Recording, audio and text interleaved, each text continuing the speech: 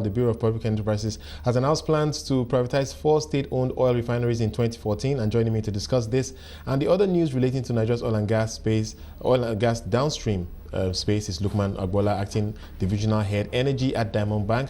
Lukman, thank you very much for joining us. So the Minister talking about the need to diversify away from oil.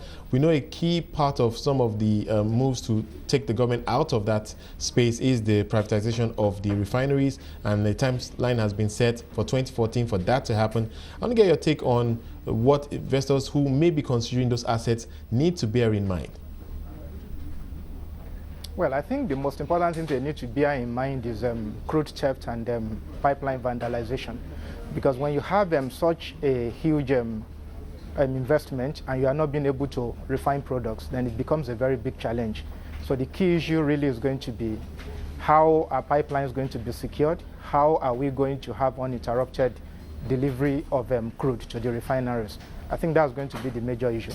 Right, absolutely. But beyond that, I think a lot of people will say that some of those refineries have not been well maintained. They have not performed optimally for the most part of the last decade. So clearly, this is an investment that one needs to be careful getting into. But beyond that, let's talk a bit about some of the other dynamics around the downstream oil sector. We've seen private sector players like Dangote making huge investment commitments to build oil refineries. I want to get your take on what that development means for the downstream oil and gas space, because now we know that at the moment there's so much that we import into this country, and if these things work out as planned, I think in another year or two, some suggest that we may actually stop importing petroleum products. Are you that aggressive? Do you fall into that school of thought that within the next 2 years this is likely to happen? Well, I don't, and I will take you a bit back to the first question. Right. Dealing with the issue of what the risks are. I want to believe that whoever is going to be buying the refineries are going to be doing their due diligence, and they are going to put a price on it, and that price is going to be inclusive of what needs to be done to bring them to optimum performance. So I don't see that as a challenge really, because if you are buying an asset, you just have to do your due diligence and do it properly.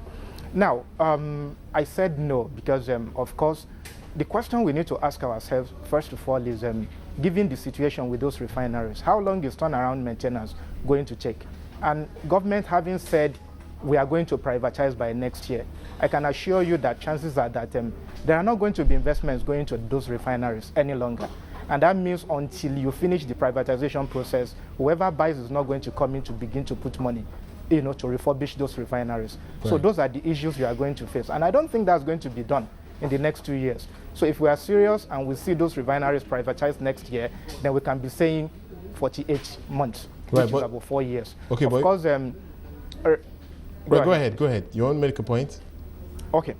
Yeah, but of course, again, one of the things that the Dangote refinery is going to be doing is to bridge the supply gap, because as you are aware, our consumption today, those 3 refineries, Kaduna, Warri, and Port Harcourt, are not going to be able to handle that. And Dangote coming on stream is also going to assist, in cushioning the impact of import, right, locally.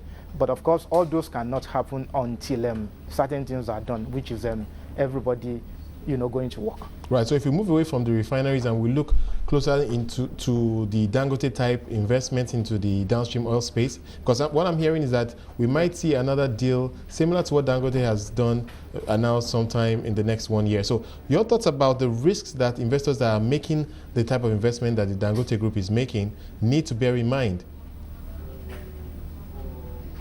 Yeah, I think just like I've said, location is one of the keys. You need to look at. Right. And nameplate is another thing, because if you are not able to build to a certain capacity, then economy of scale becomes an issue. I think those are the things they need to look at. Of course, the raw material, which is crude, is abundant here. And again, another thing you also need to look at the kind of refinery, what configuration, what kind of crude is refinery going to be refining.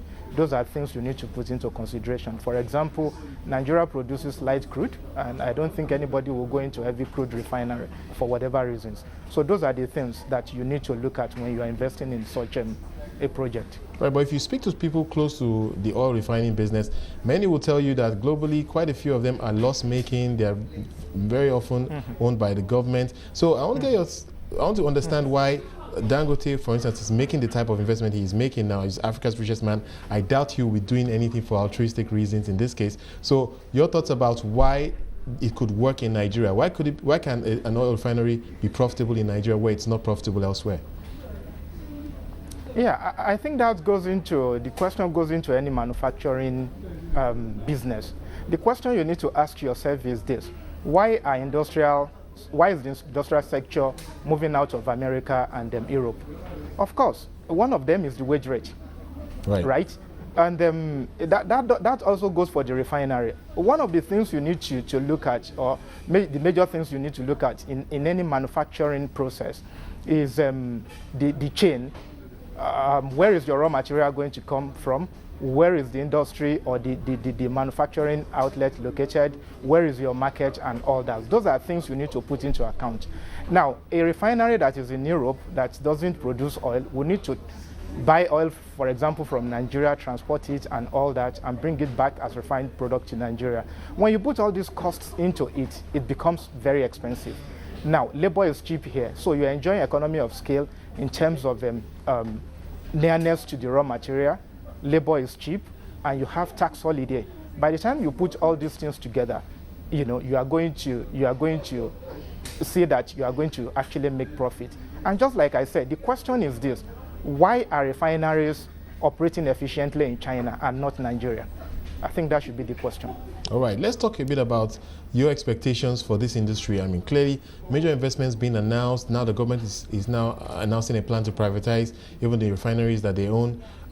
If we look another 2 years down the line, I want to get your views. Do you think that we're on track for the type of change we've seen in the power sector that is somewhat irreversible, where the private sector is leading the way in the downstream sector?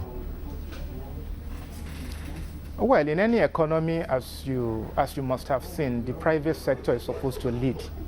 Government has no business being in business. And I think that's the point they are trying to make by saying they want to privatize those refineries. Don't also forget that around May 2007, these refineries were privatized by the Obasanjo administration at the tail end of that regime, but the same was reversed by Yaradua. I think the right thing to do is what government is doing now, and I think I want to believe that having been successful with what they have done in power, they should take those lessons along when they are doing the refinery privatization. I think that will help a whole lot. All right. Okay, let's leave it there. Thank you very much for joining us. Lukman Agbola from Diamond Bank, talking us through the latest developments in Nigeria's downstream oil and gas space.